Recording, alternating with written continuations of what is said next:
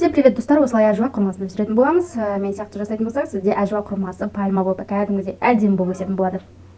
Бұл әжуа құрмасы сонау Меккеден келген қасиетті әжуа құрмасының қасиеттілігі туралы білетін шығарсыздар. Әжуа құрмасын жақсылап тұрып жеп, жақсылап тазартамыз. Және де өте дәмді, және де әжуа құрмасын жемес бұрын әлбетте тілек айтып жеу қажет, оны білетін шығарсыздар. Хадистерде айтылған кім-кім әжуа құрмасын күніне 7 рет жейтін болса, оған ешқандай дуа да, сиқыр да ештеңе жоламайды деп. Бұл әжуа құрмасы сонау Меккеден келген қасиетті әжуа құрмасының қасиеттілігі туралы білетін шығарсыздар. Әжуа құрмасын жақсылап тұрып жеп, жақсылап тазартамыз. Ал енді бізге керегі кәдімгі одноразовый стакан мен топырақ. Топырақ бұл арнайы цитрустарға және пальмаларға арналған топырақ. Әлбетте осыны есте сақтап алыңыздар. Және де осылай шұңқыр қылып аламыз қолымызбен. Содан кейін барып ішіне дәнекті саламыз.